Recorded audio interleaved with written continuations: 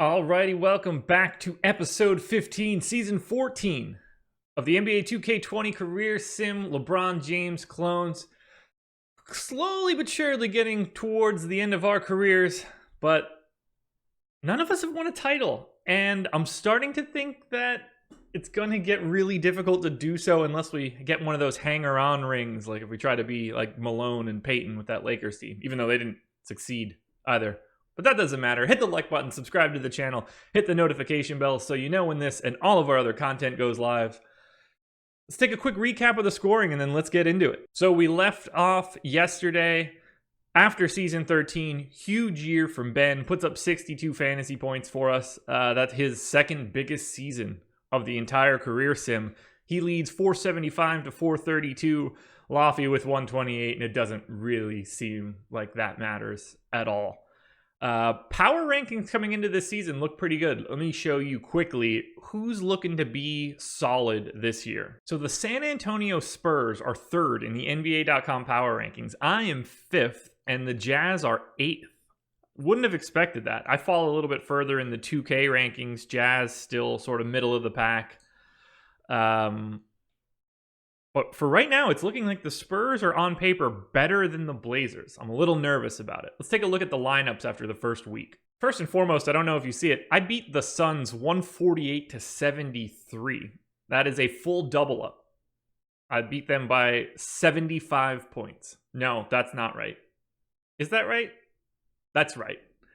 Guys, it's early. 9:07 a.m. I'm bad at math. All right, lineup for the Blazers. DJ Stewart, we get it. Josiah James, shooting guard, get it. I am going bonkers as a 99 overall. No surprise there. Evan Mobley playing power forward because Steven Moncrief is playing center. 85 overall. I assume that's a one-year deal. There it is. Thanks, Chris Haynes. 1 year, $2.52 million. So we pick up a former undrafted center, but 85 overall. I will take that. That should help with the depth at power forward. We still have Stevens, Jeffries. Amentidi's still hurt. Back spasms now. It's an 82 overall.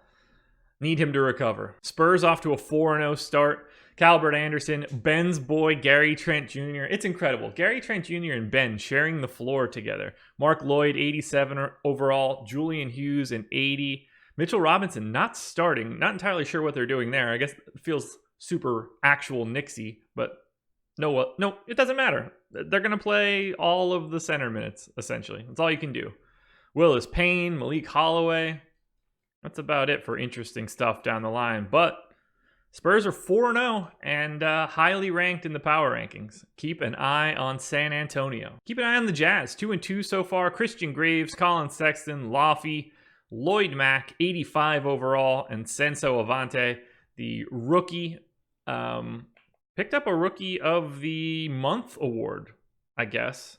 I don't know how that's possible. Yeah, the first month of the season is like a week long. That makes more sense. Horace Gordon up to an 83, turning into a decent pick, actually.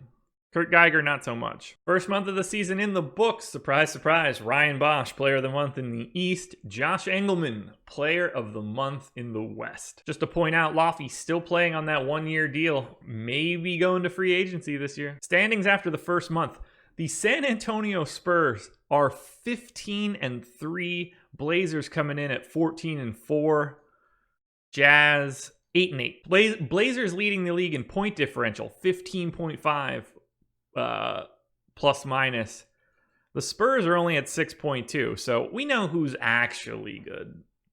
Don't like seeing the Kings being second, however. Time for all-star selections. Back on the top, Team James. So James Wiseman is the captain of the all-star team over Ryan Bosch. I wonder if Ryan Bosch is hurt. I take Ben with the first pick, and then I take Ryan Bosch. Interesting. Laffy is the first pick for James Wiseman. So we all make the all-star team. We're all starters. I just happen to be a captain. Shout out to Brevin Gilmore, Javier Sanchez, Josiah James, and Kent Gary. First-time all-stars. A lot of new blood here. Brandon Ingram making it now is kind of wild. Blazers started off the year in November trading Harvey Jeffries for Noel Burton and Christos Diamantopoulos. Don't know who either of those people are. Jason Tatum for Bol Bol's a hell of a deal, though. Jazz trade Barry Mullins and a 2036 lottery-protected first-rounder for former San Antonio Spur DeJounte Murray. Spurs trade Dale Blackwell and a second-round pick for point guard Jerry Stockton. All right, heading into the All-Star break, Ben and I at the top of the MVP race. No sign of Ryan Bosch right now. I'm going to have to look into this. Kings are 39-15. Blazers 38-16. Spurs 38-17. We are all jumbled at the top. And then, unfortunately, the Utah Jazz are 19-36. Not looking good for Laffy. Gonna be tight for the bonus points, leading the league in scoring by 0.3 of a point. I'm coming for you, Ben. You're not getting this one this year. I'm coming for that MVP award, too. By the way, the problem with Ryan Bosch is that Toronto is 17-37. The cupboard is fully bare for the Raptors. Just to point out, contract deadline day just passed. Laffy did not sign one, so he is going into free agents. 2 weeks to go, and this is the playoff picture. Blazers at the top, 5 games clear of the Sacramento Kings. Evidently, we've gone on a bit of a run. Spurs tumbling a little bit down to the 5 seed. But they have clinched, we have clinched, and the Jazz are going to be in the lottery, which is interesting because there's a stud.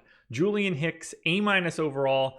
Top comp ceiling is Bill Cartwright as an all-star. Steven Adams as a starter hits the floor. This dude's just going to be really, really good. 19-year-old, 7'3" dude out of Alabama with B offense, averaging 25 and 14 with almost 4 blocks.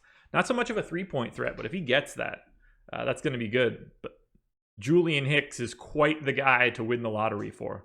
Good luck, Jazz. There it is.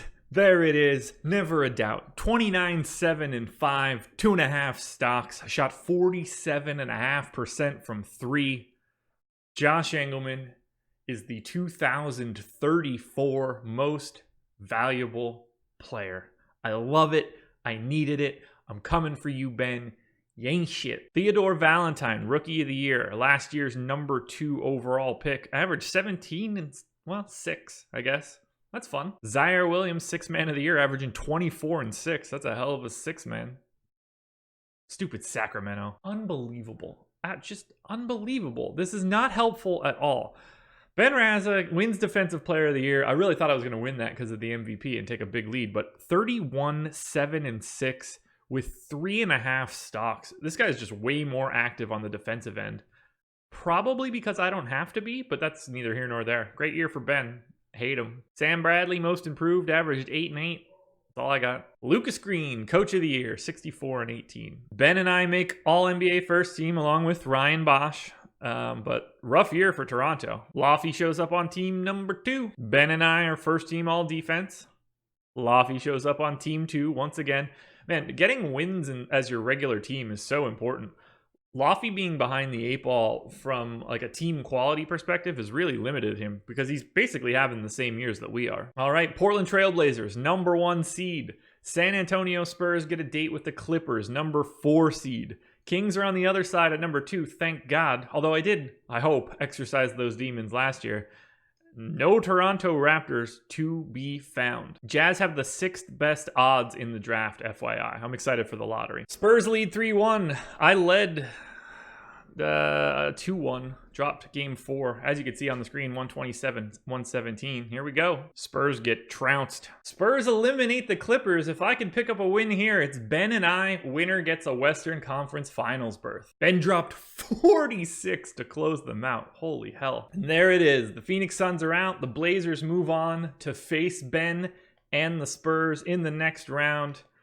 Engleman finishes with 36 to close out the Suns, plus 24 for the game. What up? I'm coming for you, Ben. Also, Ben beat me to be the leading scorer for the year, so he gets those bonus points. Wow, number 1 seed and number 2 seed both got bounced in the Eastern playoffs.